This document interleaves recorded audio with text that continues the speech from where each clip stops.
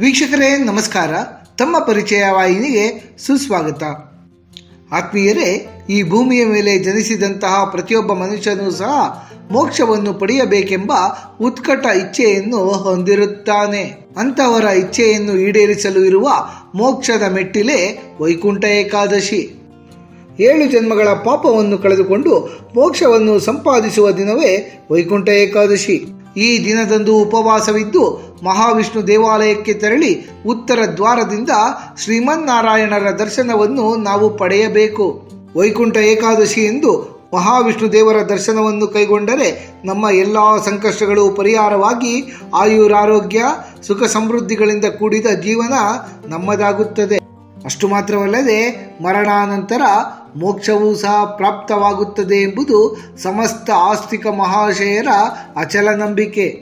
ವೈಕುಂಠ ಏಕಾದಶಿಯ ತಿಥಿಯು ಜನವರಿ 9ರಂದು ಮಧ್ಯಾಹ್ನ 12:22ಕ್ಕೆ ಆರಂಭವಾಗಿ ಜನವರಿ 10ರಂದು ಬೆಳಿಗ್ಗೆ 10:19ಕ್ಕೆ ಮುಗಿಯುತ್ತದೆ.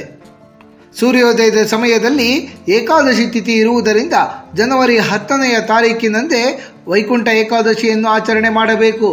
ನಮ್ಮ ಈ ಪ್ರಸ್ತುತ ಸಂಚಿಕೆಯಲ್ಲಿ ವೈಕುಂಠ ಏಕಾದಶಿಗೆ ಏಕಿಷ್ಟು ಮಹತ್ವವಿದೆ, ಈ ದಿನ ನಾವು ಪಾಲಿಸಬೇಕಾದ ನಿಯಮಗಳಾವುವು, ವೈಕುಂಠ ಏಕಾದಶಿಯ ದಿನದಂದು ದೇಗುಲಗಳಲ್ಲಿ ಉತ್ತರ ದ್ವಾರದ ಮೂಲಕವೇ ಭಗವಂತರನ್ನು ಏಕೆ ದರ್ಶನ ಮಾಡಬೇಕು ಎಂಬಿತ್ಯಾದಿ ಕುತೂಹಲಭರಿತ ಮಾಹಿತಿಗಳನ್ನೆಲ್ಲ ಒಂದೊಂದಾಗಿ ತಿಳಿದುಕೊಳ್ಳುತ್ತಾ ಹೋಗೋಣ.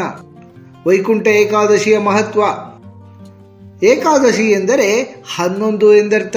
ಪ್ರತಿ ಮಾಸದ ಕೃಷ್ಣ ಪಕ್ಷ ಮತ್ತು ಶುಕ್ಲ ಪಕ್ಷದ 11ನೆಯ ದಿನವನ್ನೇ ಏಕಾದಶಿ ಎಂದು ಕರೆಯಲಾಗುತ್ತದೆ. ಅಂದರೆ ವರ್ಷದಲ್ಲಿ 24 ಏಕಾದಶಿಗಳು ಬರುತ್ತವೆ. ಏಕಾದಶಿಯ ದಿನಗಳಂದು ವಿಷ್ಣು ಭಕ್ತರು ಸಂಪೂರ್ಣ ಉಪವಾಸವಿದ್ದು ಮಹಾವಿಷ್ಣು ದೇವರ ಸ್ಮರಣೆಯಲ್ಲಿಯೇ ತಮ್ಮನ್ನು ತಾವು ತೊಡಗಿಸಿಕೊಳ್ಳುತ್ತಾರೆ. ಏಕಾದಶಿಗಳಲ್ಲಿ ದೇವಶಯನಿ ಏಕಾದಶಿ, ಪ್ರಬೋಧಿನಿ ಏಕಾದಶಿ, ವೈಕುಂಠ ಏಕಾದಶಿ ಹೀಗೆ ಕೆಲವು ಏಕಾದಶಿಗಳು ಬಹಳ ಪ್ರಮುಖವಾಗಿವೆ. ಅದರಲ್ಲಿಯೂ ವಿಶೇಷವಾಗಿ ವೈಷ್ಣವ ಪರಂಪರೆಯಲ್ಲಿ ವೈಕುಂಠ ಏಕಾದಶಿಗೆ ಉಳಿದೆಲ್ಲ ಏಕಾದಶಿಗಳಿಗೆ ಹೋಲಿಸಿದರೆ ಅಗ್ರಸ್ಥಾನವಿದೆ. ಪುಷ್ಯ ಮಾಸದ ಶುಕ್ಲ ಪಕ್ಷದಲ್ಲಿ ಬರುವ ಏಕಾದಶಿಯೇ ವೈಕುಂಠ ಏಕಾದಶಿ.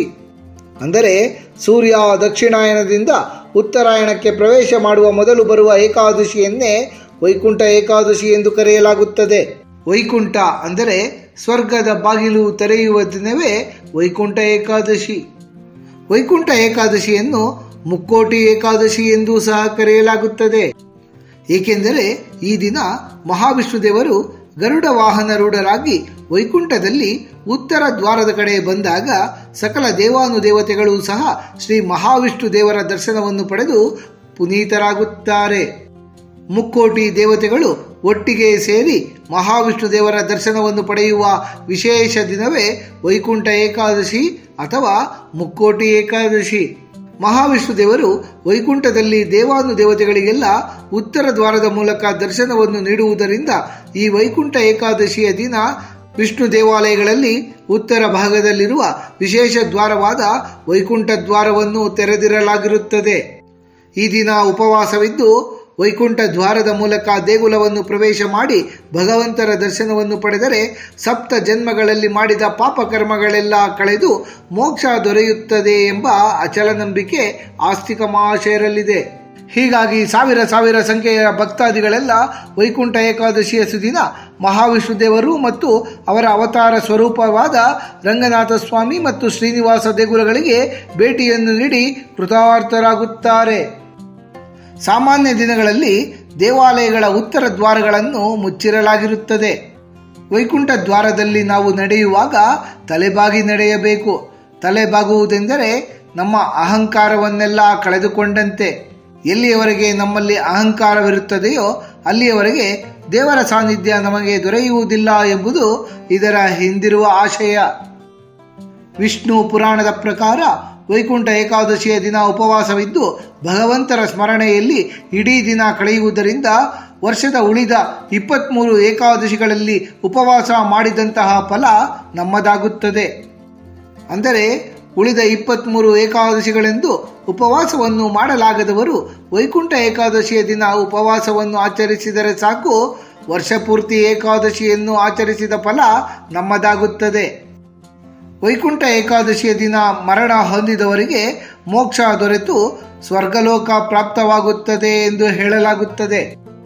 ದ್ವಾಪರ ಯುಗದಲ್ಲಿ ಮಹಾನ್ ಚೇತನವಾಗಿದ್ದಂತಹ ಗುರು ಭೀಷ್ಮಾಚಾರ್ಯರು ಇಚ್ಛಾಮರಣಿಯಾಗಿರುತ್ತಾರೆ. ಯುದ್ಧದಲ್ಲಿ ಗಾಯಗೊಂಡಂತಹ ಭೀಷ್ಮಾಚಾರ್ಯರು ಮರಣಶಯ್ಯೆಯಲ್ಲಿಯೇ ಇದ್ದುಕೊಂಡು ಮಹಾಭಾರತ ಕದನವನ್ನು ವೀಕ್ಷಿಸುತ್ತಾ ಇರುತ್ತಾರೆ. ವೈಕುಂಠ ಏಕಾದಶಿಯ ಶುಭ ದಿನಕ್ಕಾಗಿ ಕಾದು ವೈಕುಂಠ ಏಕಾದಶಿ ಎಂದೇ ಅವರು ತಮ್ಮ ಪ್ರಾಣವನ್ನು ತ್ಯಜಿಸಿ ಮೋಕ್ಷವನ್ನು ಸಂಪಾದಿಸುತ್ತಾರೆ. ವೈಕುಂಠ ಏಕಾದಶಿ ಎಂದು ಶ್ರೀನಿವಾಸ ಅಂದರೆ ವೆಂಕಟರಮಣ ಸ್ವಾಮಿ ಆಲಯಗಳಲ್ಲಿ ವಿಶೇಷ ಪೂಜೆಗಳು ನಡೆಯುತ್ತವೆ.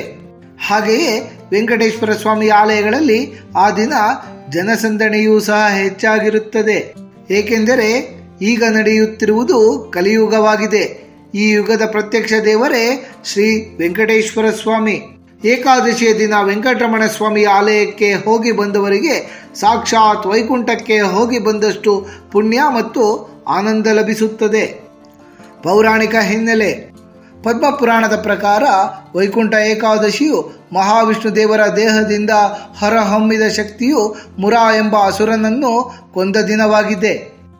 ಸತ್ಯಯುಗದಲ್ಲಿ ಮುರಾ ಎಂಬ ಭಯಂಕರ ರಾಕ್ಷಸನೊಬ್ಬನಿರುತ್ತಾನೆ. ಆತನು ತನ್ನ ಅಸಾಧಾರಣ ಶಕ್ತಿಯಿಂದ ದೇವಾನುದೇವತೆಗಳನ್ನೆಲ್ಲ ಸೋಲಿಸಿರುತ್ತಾನೆ. ದೇವತೆಗಳು ಆ ರಕ್ಕಸನನ್ನು ಕೊಲ್ಲಬೇಕೆಂದು ಮಹಾವಿಷ್ಣು ದೇವರ ಮೊರೆ ಹೋಗುತ್ತಾರೆ. ಮಹಾವಿಷ್ಣು ದೇವರು ಮುರಾ ಎಂಬ ರಾಕ್ಷಸನ ಮೇಲೆ ಯುದ್ಧ ಸಾರುತ್ತಾರೆ. ಆದರೆ ಮಹಾವಿಷ್ಣುವಿನ ಗದೆಗಾಗಲಿ ಸುದರ್ಶನ ಚಕ್ರಕ್ಕಾಗಲಿ ಆ ಮುರನನ್ನು ಸೋಲಿಸಲು ಸಾಧ್ಯವಾಗುವುದಿಲ್ಲ. ಸಾವಿರಾರು ವರ್ಷಗಳ ಕಾಲದ ಸುದೀರ್ಘ ಯುದ್ಧವನ್ನು ಮಾಡಿದ ನಂತರ ಬಳಲಿದ ಮಹಾವಿಷ್ಣು ದೇವರು ಬದರಿಕಾಶ್ರಮದ ಸಮೀಪ ಗುಹೆಯೊಂದರಲ್ಲಿ ವಿಶ್ರಾಂತಿಗೆಂದು ತೆರಳುತ್ತಾರೆ. ಆಗ ಮಹಾವಿಷ್ಣು ದೇವರನ್ನು ಕೊಲ್ಲಲು ಆ ರಾಕ್ಷಸ ಅಲ್ಲಿಗೂ ಸಹ ಧಾವಿಸಿ ಬರುತ್ತಾನೆ. ಆ ತಕ್ಷಣವೇ ಮಹಾವಿಷ್ಣು ದೇವರ ದೇಹದಿಂದ ಪ್ರಕಟಗೊಂಡಂತಹ ಸ್ತ್ರೀ ದೇವತೆ ಮುರನನ್ನು ಸಂಹರಿಸಿಬಿಡುತ್ತಾರೆ. ಭಗವಾನ್ ಮಹಾವಿಷ್ಣು ದೇವರು ಎಚ್ಚರಗೊಂಡಾಗ ಮುರ ಮರಣ ಹೊಂದಿರುವುದನ್ನು ಕಾಣುತ್ತಾರೆ ಮತ್ತು ತನ್ನೆದುರು ಸುಂದರಿಯಾದ ಸ್ತ್ರೀಯೊಬ್ಬಳು ನಿಂತಿರುವುದನ್ನು ಸಹ ಅವರು ನೋಡುತ್ತಾರೆ. ಮಹಾವಿಷ್ಣು ದೇವರು ಸಂತುಷ್ಟರಾಗಿ ತಮ್ಮಿಂದ ಹೊರಹೊಮ್ಮಿದ ಶಕ್ತಿಗೆ ಏಕಾದಶಿ ಎಂದು ಹೆಸರನ್ನಿಡುತ್ತಾರೆ. ನಂತರ ಬೇಕಾದ ವರವನ್ನು ಕೇಳುವಂತೆ ತಿಳಿಸುತ್ತಾರೆ. ಆಗ ಕೃತಾರ್ಥರಾದ ಏಕಾದಶಿಯು ಮುರಾ ಸಂಹಾರಗೊಂಡ ಈ ದಿನ ಯಾರು ಉಪವಾಸವನ್ನು ಆಚರಿಸುತ್ತಾರೋ ಅವರನ್ನು ಎಲ್ಲ ಬಗೆಯ ಪಾಪಗಳಿಂದ ಮುಕ್ತಗೊಳಿಸುವಂತೆ ಬೇಡಿಕೊಳ್ಳುತ್ತಾರೆ. ವಿಷ್ಣುದೇವರು ಆಕೆಯ ಪ್ರಾರ್ಥನೆಗೆ ತಥಾಸ್ತು ಎನ್ನುತ್ತಾರೆ.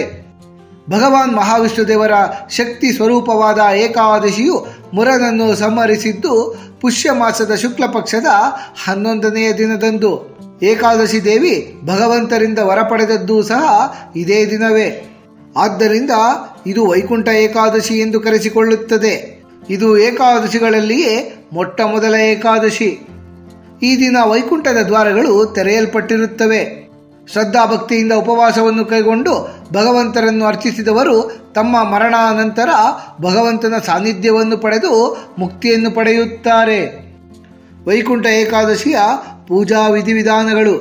ಏಕಾದಶಿಯ ಹಿಂದಿನ ದಿನ ಅಂದರೆ ದಶಮಿ ಎಂದು ಮಧ್ಯಾಹ್ನ ಮಾತ್ರ ಊಟವನ್ನು ಮಾಡಬೇಕು.